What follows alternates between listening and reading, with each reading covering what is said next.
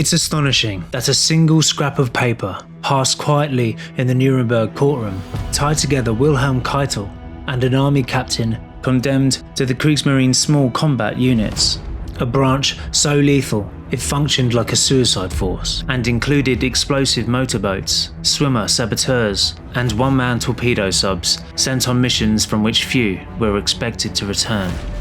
In this episode of Along These Lines, the second in a multi-part series on the Nuremberg notes in this private collection, we examine one of the most significant fragments gifted to a female journalist by the defense attorneys representing the accused. We will show them to be the living symbols of racial hatreds, terrorism, and of violence.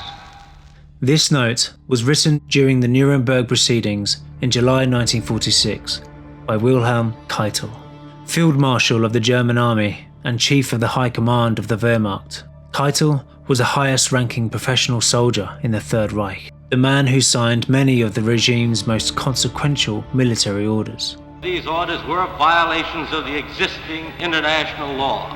And the officer who formally signed Germany's unconditional surrender in May 1945. At the time he wrote this note, he had not yet been sentenced, but the evidentiary phase of the trial was complete and the verdict was approaching. You were carrying out criminal orders in violation of one of the basic principles of your professional soldier's code. This note was written in response to a private query from Dr. Walter Siemers, Defense Counsel for Grand Admiral Erich Raeder. Siemers first writes, "Do you remember the brothers Kleffel? One of them claims that you requested the death penalty for his brother, despite the fact that Kluge did not want this, and that a 5-year prison sentence had already been submitted. Is this correct?" Keitel responds, "The claim regarding the death penalty is wrong. I never submitted officer judgments to the Führer. Instead, they went to the chief adjutant, who submitted the judgment reports of the superiors and judges directly. I have no knowledge whatsoever of the Kleffel case and judgment. Respectfully yours, Keitel." However, a 1959 article published in Der Spiegel disputes his version, a revelation we will soon uncover. In the note, Keitel attempts to deflect personal responsibility for the outcome. That same habit was already on display in the courtroom months before this note was written. Keitel was asked how he explained the many orders that carried his signature. One of them was the infamous Nacht und Nebel decree, the Night and Fog Order. This directive, issued on the 7th of December 1941, targeted resistance members and anyone deemed to be endangering German security in occupied Western Europe. On the 6th of April 1946, Sir David Maxwell Fyfe, the British Deputy Chief Prosecutor at Nuremberg, read aloud from the decree during Keitel's cross-examination. A. The prisoners will vanish without leaving a trace. B. No information may be given as to their whereabouts or their fate. Suspects were deported to Germany under the cover of night and fog in order to maximize fear and intimidation. These sentiments of the Führer which you were there transmitting were cruel and brutal, were they not? Ja. Among those caught up in the decree was Nur Inayet Khan, the first female British SOE wireless operator sent into Nazi-occupied France. Betrayed and captured by the Gestapo in October 1943, she was classified under Nacht und Nebel, meaning she was to vanish without trace, and held in solitary confinement in Germany for 10 months. In September 1944, she was executed at Dachau. Her last word was reported to be "Liberté!" Trygve Bratteli was also a victim of the decree. At the time, he was a young Norwegian resistance courier who vanished into the Nazi camp system under Nacht und Nebel and later became Prime Minister of Norway, carrying the legacy of that ordeal into public life. As we return to the courtroom, Sir David Maxwell Fyfe continued to press Keitel on the criminal orders he signed. This order, the Nacht und Nebel order in that form, was unsuccessful in achieving its purpose. It didn't stop what it was designed to stop. 1944, you had to make a still more severe order. Another document bearing Keitel's fingerprints was the Terror and Sabotage Decree, signed on 30th of July 1944. It targeted partisan resistance and instructed military courts to punish threats to security ruthlessly and independently, which included on-the-spot executions. The troops, the SS and so on, are to overcome on the spot all terrorists and saboteurs. Within weeks, the decree was expanded to cover any persons deemed to endanger German interests by any means. Did you think that that was a cruel and severe order or not? Ja, das glaube ich. Yes, I think so. Keitel's honesty disappears when the note turns to an individual case. The officer sentenced to death in Keitel's note, Captain Werner Kleffel, was serving in Russia on the staff of the High Command for the Supply Troops for Army Group Center, where he was denounced by 2 young lieutenants and arrested for what were described as defeatist statements. Among his subordinates, he had used a well-known derogatory nickname for Adolf Hitler, the Painter, remarking, "No one could simultaneously be a painter, architect, field marshal, and statesman." He was also reported to have referred to Hitler in private conversation. He is syphilitic and paranoid.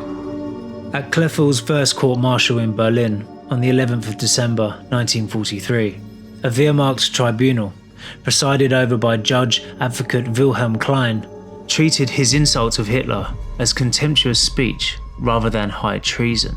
Kleffel was convicted and sentenced to 5 years imprisonment. Judge Klein showed leniency by considering the officer's drunkenness and treating the case under a milder penal paragraph. However, according to Kleffel's brother and a 1959 article published in Der Spiegel, Keitel personally intervened to overturn the lenient sentence and ordered a retrial, which is in complete contrast to his response in the note, where he denies all knowledge of the Kleffel case. And this retrial would leave Kleffel's life hanging by a thread. If you're finding this video interesting, a quick like and subscribe supports the channel and helps others discover it too. Now, we return to Keitel's Nuremberg testimony in April 1946. He continued to rely on the defense that he was merely following superior orders when being cross-examined by General Roman Rudenko, chief prosecutor for the Soviet Union at Nuremberg. Keitel spoke defiantly. I have stated here that I was a loyal and obedient soldier of my Führer, and I do not think that there are generals in Russia who do not give Marshal Stalin implicit obedience. In this private note, as elsewhere, responsibility is dissolved. In a tense moment of cross-examination on the 6th of April, Keitel was confronted again by General Rudenko with one of the clearest orders he had signed, a reprisal directive for the occupied territories in the east, dated 16th of September 1941, issued in response to what it termed the communist insurrectionary movement. Defendant Keitel, have you familiarized yourself with the document? Keitel responds. Yes, the text in the German language says that in the countries affected, human life frequently has no value. The order stated that conspiracies were to be crushed at the first sign of unrest, and that deterrence could be achieved only through extraordinarily harsh measures.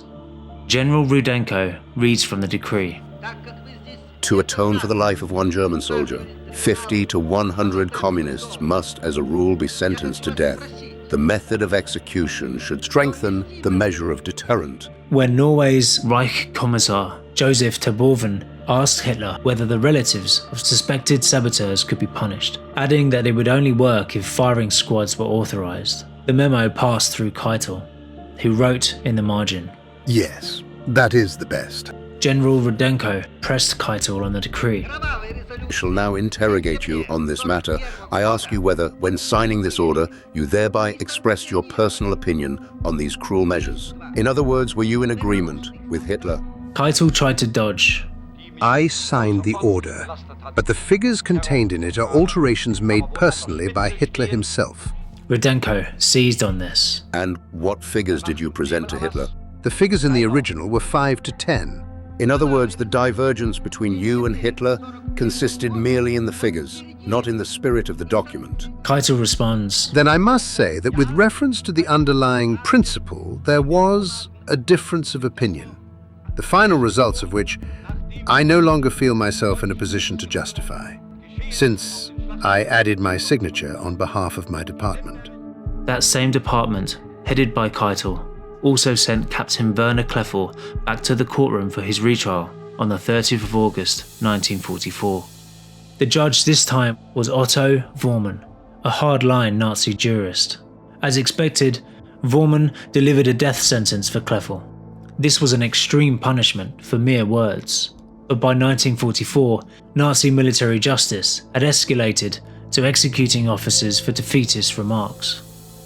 One such case of how speech alone could cost a life was that of Dr. Alois Geiger. Roland Freisler, the infamous Nazi judge and president of the People's Court, presided over show trials, including that of Dr. Geiger's. On 8th of September 1943, the People's Court reached the following judgment. Alois Geiger told a pregnant German woman, the wife of a German soldier, during a medical consultation, that she should not believe in Germany's victory, and caused her to worry that her husband could be executed for his National Socialist position if Germany were to lose the war. Through this attack on the will of the armed forces, he has become forever dishonorable. Geiger was sentenced to death and executed by hanging on the 1st of November 1943 at Brandenburg-Gordon prison. Werner Kleffel was on course for a similar fate and likely would have shared Geiger's end if not for the quiet intervention of two senior military judges who ultimately suspended his execution. Both men knew that Kleffel was a cousin of Karl Gordeler, a central figure in the German resistance, but deliberately withheld his information from Vormann. Kleffel was instead transferred to the Kriegsmarine's so-called small combat units, formations widely regarded as suicide assignments. That included explosive motorboats, where the pilot would aim the boat at an enemy ship, then leap overboard seconds before impact, hoping to be rescued later. There were swimmer saboteurs, who would swim stealthily to enemy ships or harbour installations, plant explosives by hand, and attempt to escape undetected. Their missions were extremely risky, with high capture or casualty rates. And there were one-man human torpedoes, essentially crude submarines with plexiglass domes that, fogged with oil, could not be opened from the inside and exploded on contact. Once Kleffel arrived at the unit's base, he was placed under the command of another cousin, Vice Admiral Helmuth Hay, but even so, his survival was far from guaranteed. And a twist of fate would bring the Nazi judge Vormann and Kleffel together once more, as we will discover later. In the courtroom, Keitel continued to frame himself not as a decision maker, but as a functionary. Speaking to the American prison psychologist Gustav Gilbert in his prison cell, he said, I had many a miserable moment as I saw how things were developing. But what could I do? There were only three possibilities. A. Refusal to follow orders, which naturally meant death. B. Resign my post. Or C. Commit suicide. I was on the point of resigning my post 3 times, but Hitler made it clear that he considered resignation in time of war the same as desertion. What could I do? In a later cross-examination, Sir David Maxwell Fyfe cut through the abstractions and put a question directly to Keitel.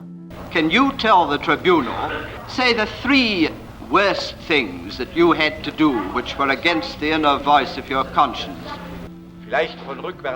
Perhaps to start with the last, the orders given for the conduct of the war in the East, insofar as they were contrary to the acknowledged usage of war.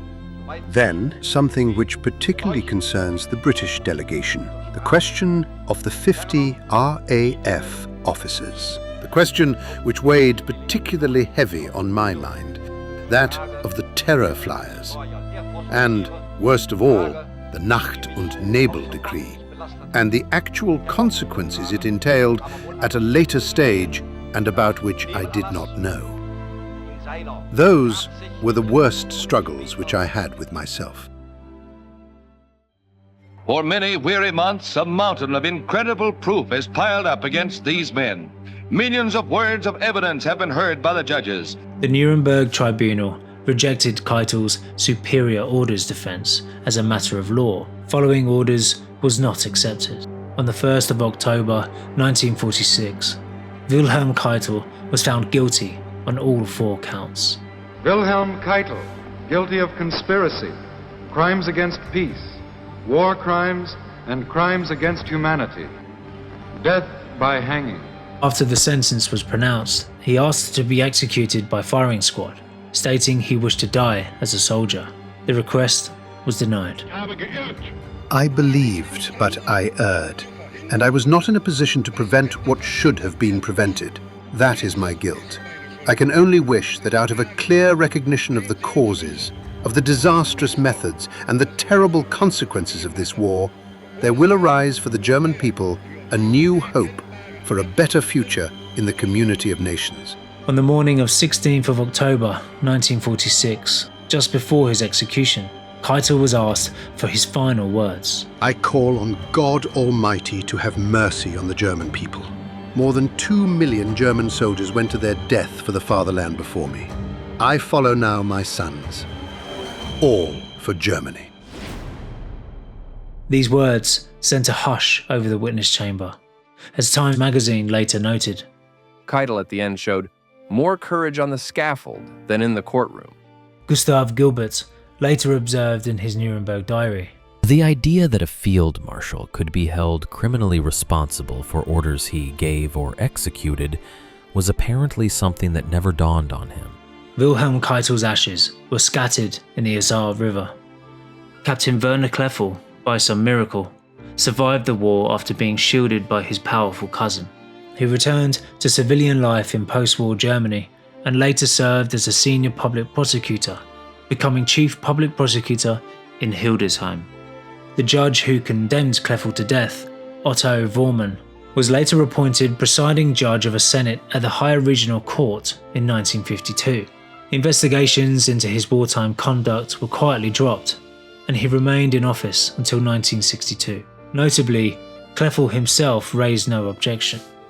Finally, Roland Freisler, the notorious Nazi judge, was killed on the 3rd of February 1945 while conducting a Saturday session of the People's Court as US bombers, led by Lieutenant Colonel Robert Rosenthal, attacked Berlin. The courtroom was struck. Freisler was killed instantly, buried beneath the rubble, still clutching his case files. Thank you for watching another episode of Along These Lines. As mentioned, this is part 2 of a series about the Nuremberg notes in this private collection. We are in the early stages of growing this channel, so please do like, share and subscribe. We appreciate the support.